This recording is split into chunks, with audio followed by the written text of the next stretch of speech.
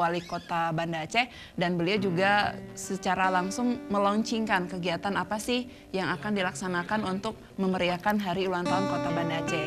Nah, yang ke-814 tahun ini udah sangat tua ya, Kota Banda Aceh. Bahkan juga Banda Aceh bisa dikatakan ini negeri syariat yang tertua di Asia Tenggara. Betul. Nah, jadi mungkin banyak harapan dari masyarakat tentang bertambah umurnya Kota Banda Aceh. Ada yang berharapnya Banda Aceh bisa lebih baik lagi. Itu kayaknya semuanya. Nah, tapi kalau memang kita nggak bisa merubahnya dari kita sendiri dulu, gimana kita berharap orang untuk merubahnya lagi? Tingkat aja nih, buang sampah nih Rais. Itu ini nggak bisa dibilang lagi. Benar, memang budaya buang sampah ini paling banyak ada di Indonesia, di Asia juga ya. Sebenarnya memalukan sekali di mana Banda Aceh ini kan kotanya yang luar biasa tempat wisatanya. Luar biasa. Seperti laut, pantai, ini kan indah sekali. Tapi kalau dinilai dari masyarakatnya yang suka nyampah, itu sayang sekali pemirsa ya. Jadi berharap saya paling iya benar. Jadi paling simpel aja saya berharap bahwasanya warga Banda Aceh tidak membuang sampah sembarangan. Kalaupun ada yang melihat sampah yang berserakan ya.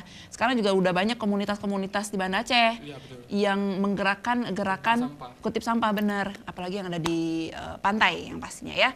Kemudian saya ngucapin juga selamat Hari Kartini. Oh ya, baru kemarin ya. Iya, kamu nggak pengen ngucapin juga untuk saya. Saya kan Kartini masa zaman sekarang gitu ya. Ya, nah memang beda definisinya Kartini yang dulu dengan Kartini yang sekarang. Kalau dulu melawan penjajah, melawan kebodohan juga, karena juga di zaman Belanda dulu ini perempuan tidak diperbolehkan untuk mengenyam pendidikan, ya kan? Kalau sekarang kayaknya lebih memerangi kebodohan dengan diri sendiri sih.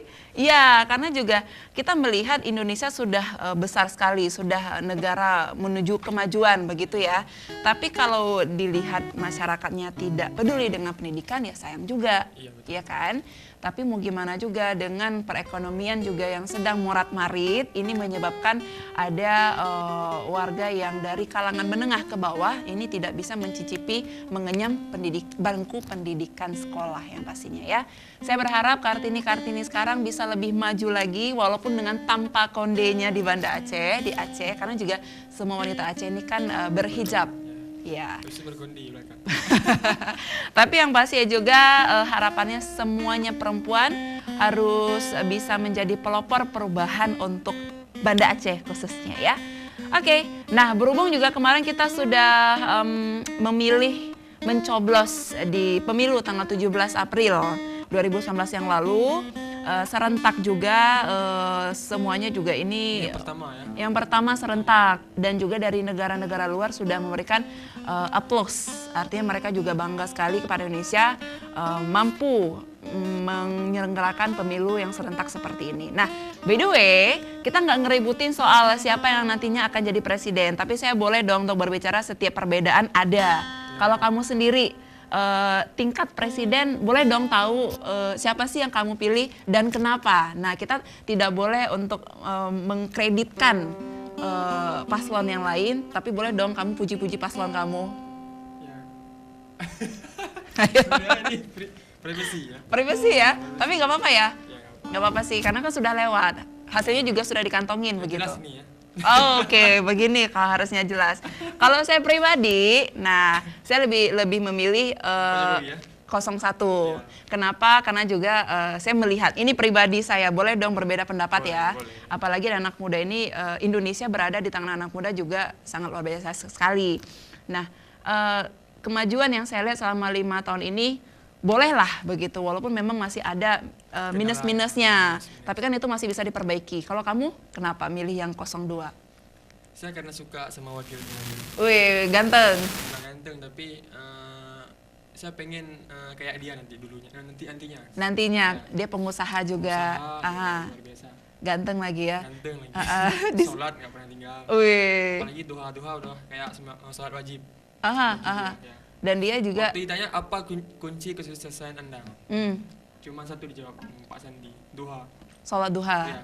Dia nggak pernah tinggal sholat duha. Memang ajaib sekali ya. Ajaib sekali. Nah, memang keajaiban tuh ada saja dan juga kelebihan dari kedua paslonnya sendiri. Tapi masalahnya sekarang nih pemirsa, banyak warga masyarakat Indonesia yang pastinya belum cerdas ya. Kalau mau memuja calon presidennya sih silakan saja. Nggak usah di sosmed tapi. Benar. Nah, masalahnya adalah ini saling serang. Iya betul. Jadi menjelekan, memfitnah, menyebarkan hoax, kabar yang tidak benar ataupun ujaran kebencian kepada paslon tandingannya. Ini yang salah sekali dan bahkan juga bisa merugikan tali persaudaraan ya. Nah, saya mungkin nggak begitu tahu tentang politik, tapi kita juga sudah mengundang. Satu orangnya tahu ya. Tahu dong ya. Karena dia salah satu tamu saya ini sudah pernah saya undang juga di Aceh Gino sebelum pemilu yang pastinya ya. Iya. Dan kita langsung panggil ya. Halo Bang Wahidul ya. Halo Wahidul, selamat pagi, selamat datang di Aceh Gino kembali. Halo. Kita kembali lagi ketemu, silakan duduk. Nah, tadi sebelum kita masuk ke pemilu sebenarnya, ada nggak sih harapan dan juga apa yang ingin Wahidul sampaikan terkait dengan ulang tahun Kota Banda Aceh nih? Ini udah nggak muda lagi, bumi sudah berubah. Ya tentu Banda Aceh perlu banyak kemenangan terus menerus karena kan masyarakat juga terus bertambah dan ini juga ibu kota provinsi, baik itu tata kotanya, kemudian ya apa istilahnya tata kota lah, terutama tata kota, kebersihan dan sebagainya. Kalau menurut si Abang gimana Banda Aceh sekarang? Sudah layak dikatakan kota maju atau bagaimana? Masih berbenah? Berbenah sih, seandainya kita lihat dari pembangunannya sih, untuk priorisasi wali kota saat ini belum terlalu nampak sih. Tapi untuk pengembangan masyarakatnya sudah mulai, dan ada beberapa hal yang memang sudah mulai bangkit dari kota Banda Aceh. Bangga nggak sih jadi warga Kota Banda Aceh? Alhamdulillah bangga sekali. Apa yang bikin betah di Banda Aceh? Sebenarnya lebih kepada aktivitasnya sih. Kalau aktivitas Banda Aceh itu kan hampir bisa kita bilang full. Beda sama lokasi di daerah yang terkadang seperti ada beberapa daerah jam 9 malam udah sepi. Itu daerah-daerah timur dan juga barat begitu ya. Kalau di sini kita bisa menikmati keramaiannya sampai tengah malam. Ngapain aja itu tengah malam? Ayo. Yang pastinya kita ngopi. Anak muda ya. Ngopi.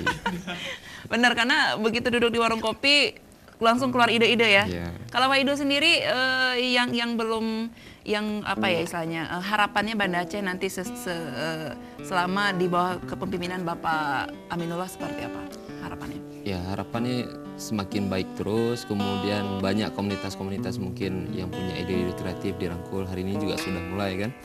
Artinya harus ada ruang bagi anak muda, itu aja. Kalau soal pusat wisata gimana? Pusat wisata perlu pembenahan mungkin ya, ataupun bukan pembenahan, lebih dimaksimalkan lagi. Misalnya ada tempat wisata yang MCK-nya masih kurang misalnya, ataupun tempat-tempat sampah itu ya harus diperbanyak lagi mungkin seperti itu. Nah, kalau menurut Abang nih, kayak bioskop itu sebenarnya penting nggak sih? Ini kan menjadi pro dan kontra juga nih. Bioskop sebenarnya kalau kita bilang di satu sisi, sekarang industri perfilman di Aceh pun lumayan meningkat.